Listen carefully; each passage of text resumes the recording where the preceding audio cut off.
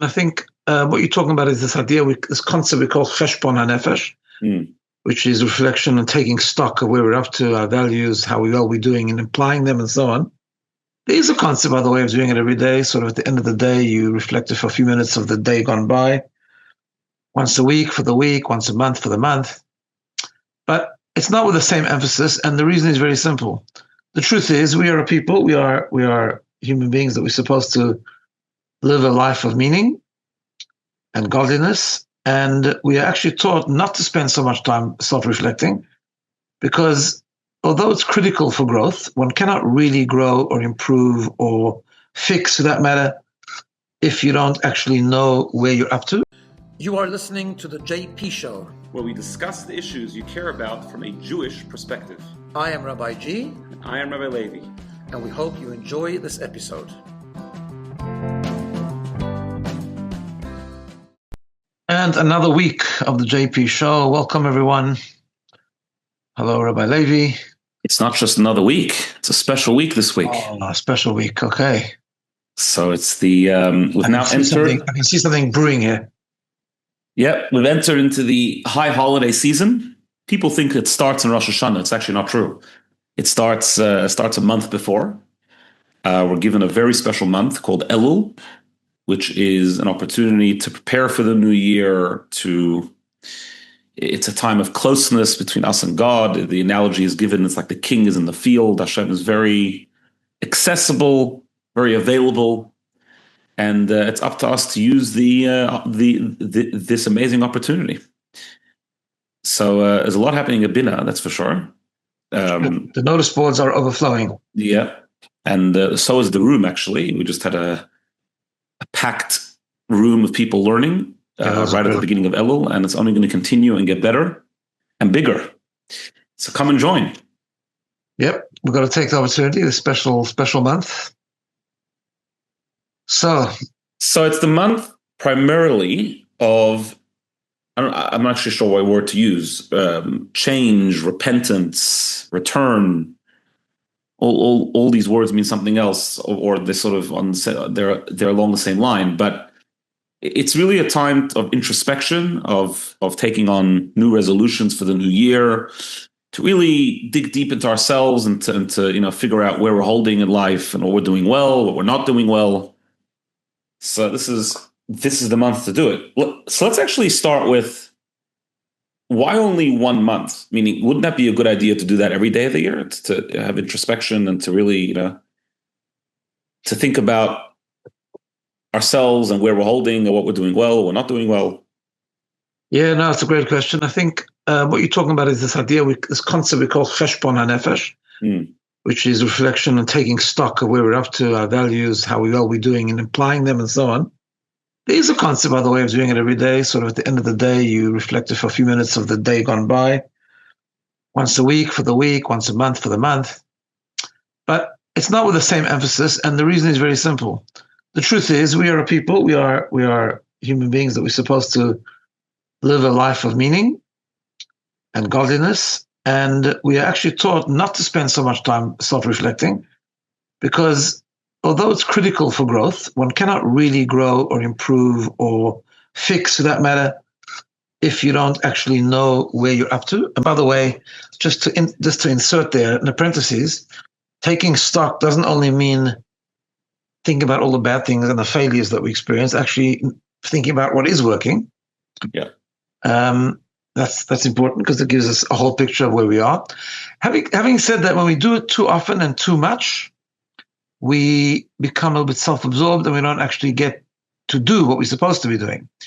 The analogy is given for a businessman. Now, as everyone knows, business is not my area of expertise, but this is a simple fact which I understand and I think is correct.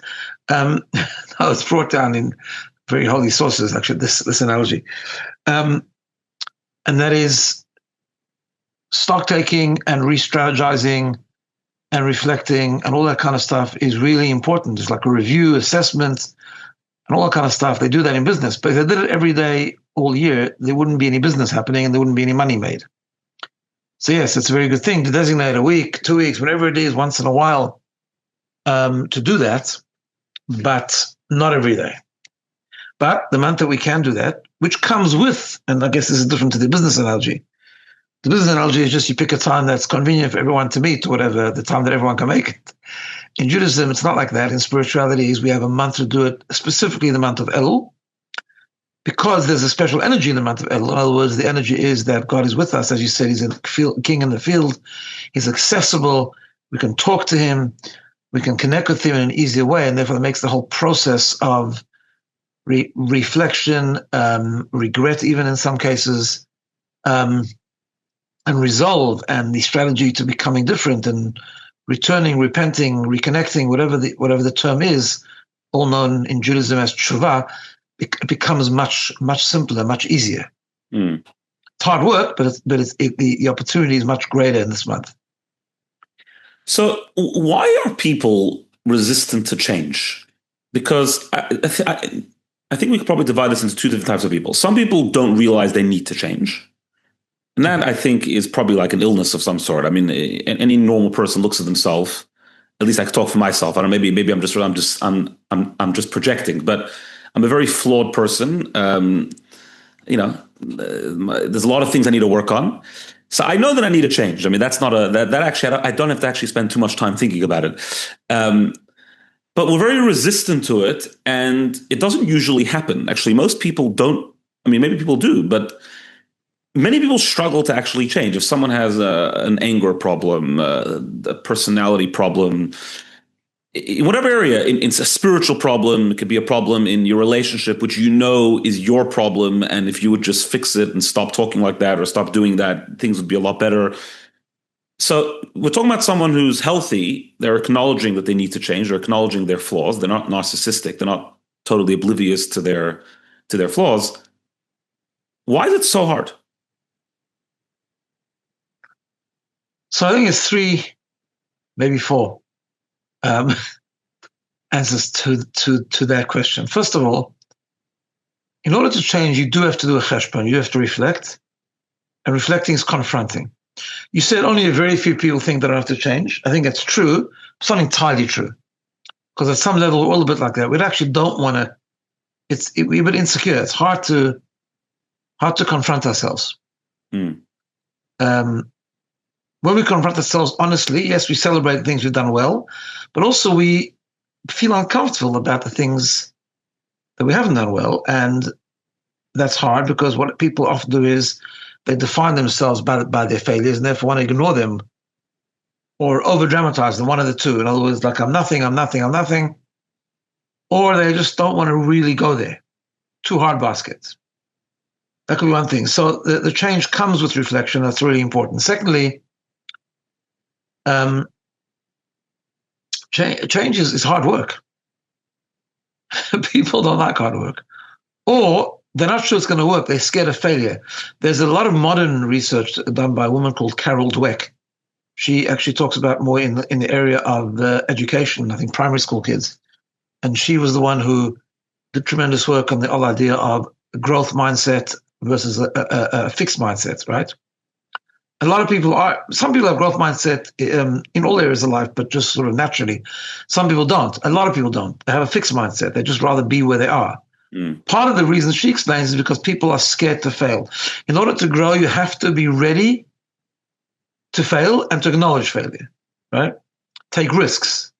Take risks means confronting the past, and also knowing that the stuff I explore going forward might not work 100%. That's right. And that's okay, because we are people of failure. God created us as human beings. Human beings fail. We try, we grow, we obviously don't look for failure, but we do fail. We are not perfect human beings, right? And I think the third reason is that people don't know how to change it. They don't know the strategy. It just becomes too overwhelming. Like you're kidding, you think I'm going to become a saint overnight? Like anger problem. You said anger problem.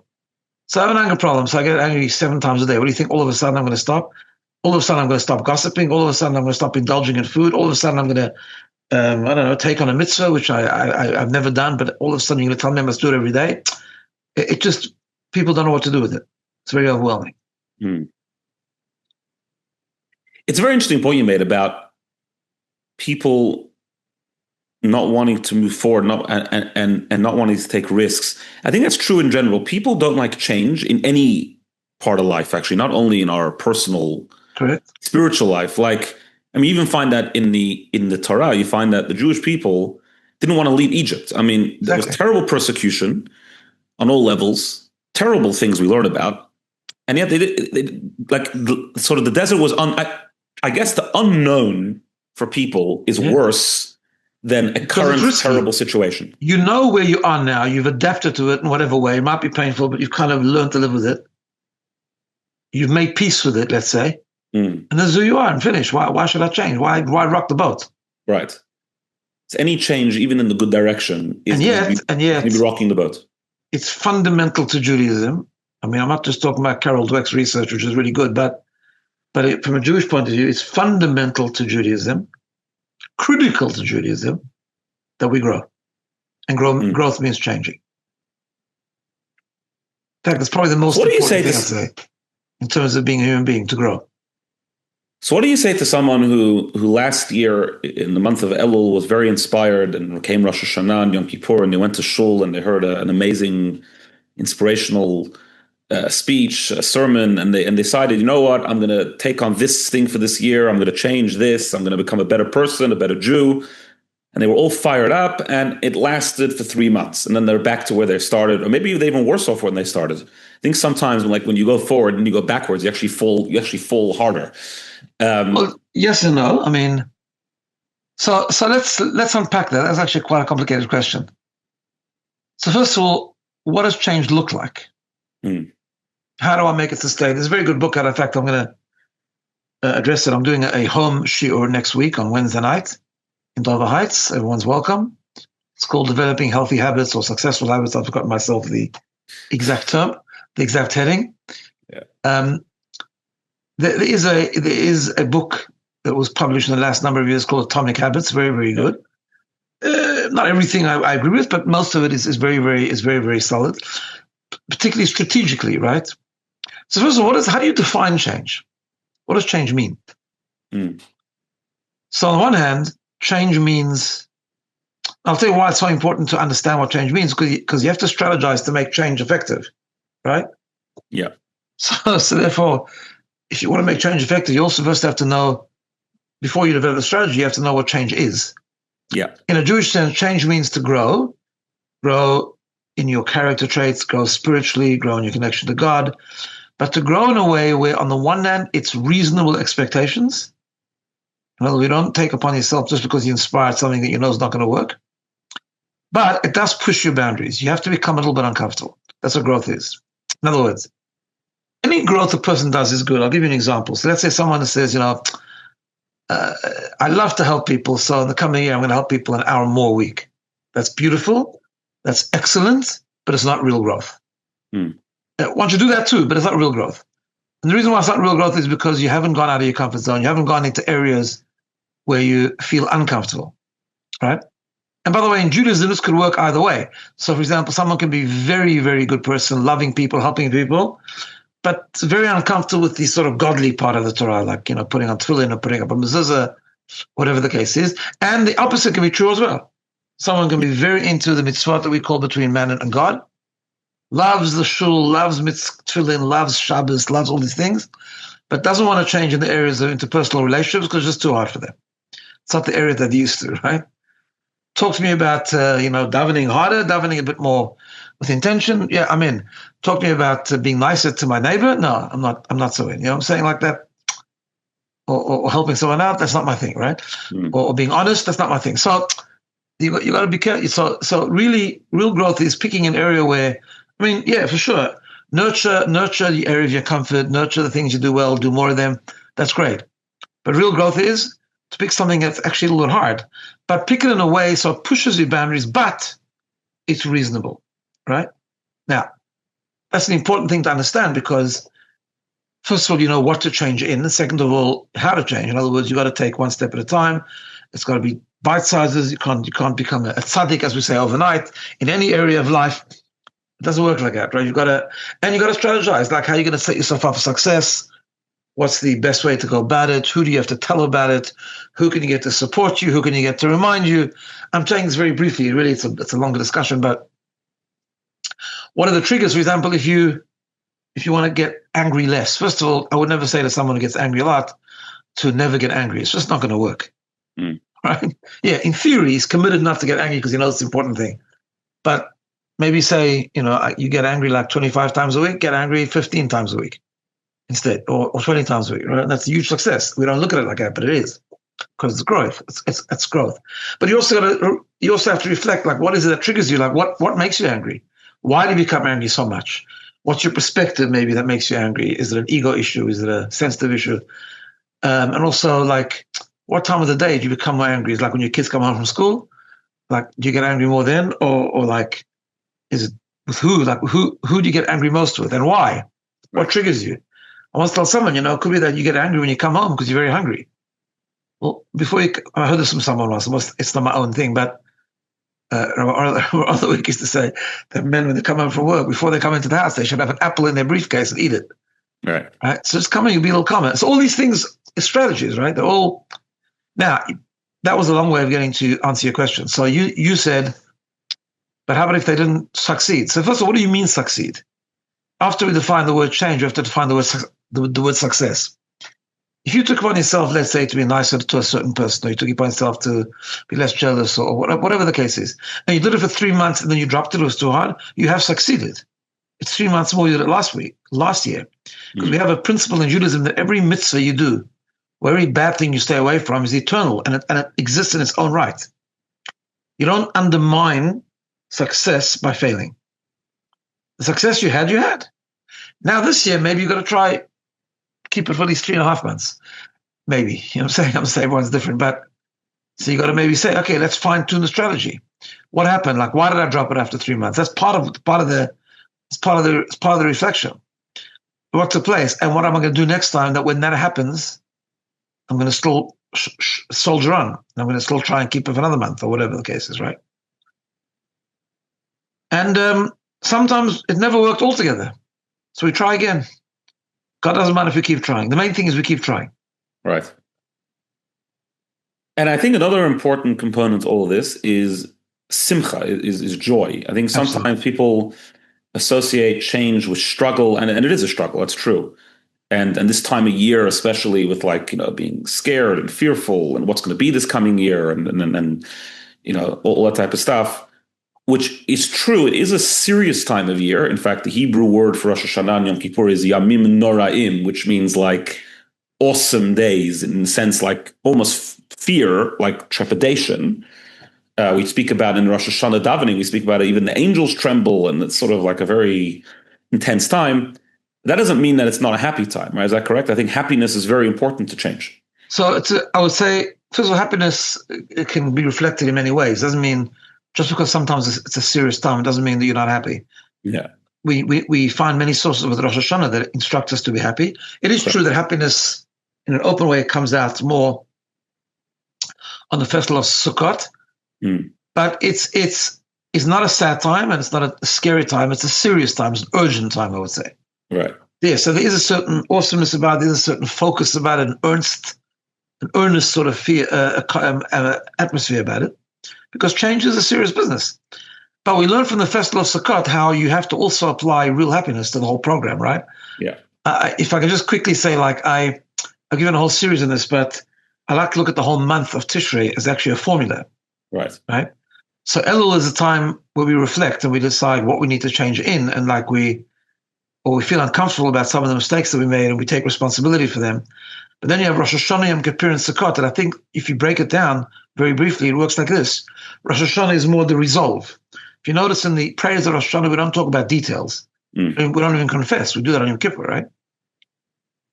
So Rosh Hashanah is more the resolve. I am going to make this a better year. I'm going to be more connected to God this year, right? Yom Kippur is more about the plan, about the specifics, the details, like what am I going to do? The things we just spoke about, like what's the strategy? Because Yom Kippur is very detail-oriented, if you see from our prayers, right? But then Sukkot is an equally important part of the equation. It's about celebrating your success, celebrating the opportunity to change, understanding the love of God that He wants us. He's not beating us up. He's not screaming at us. He's saying, please, I'm giving you another opportunity. Come closer. I'm giving you an opportunity, even though you failed 70 million times, but I'm giving you an opportunity to do it again.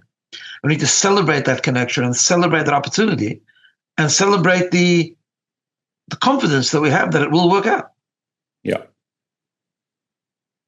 Amazing. So it's a special month. Everyone should tap into the opportunities. There's a lot going on here. If you live in Sydney and you're interested in joining, just email us, contact us, and we'll tell you what's going on. For all Actually, ages, if you don't live in Sydney, there's a lot online, so you can also contact us. That's also true.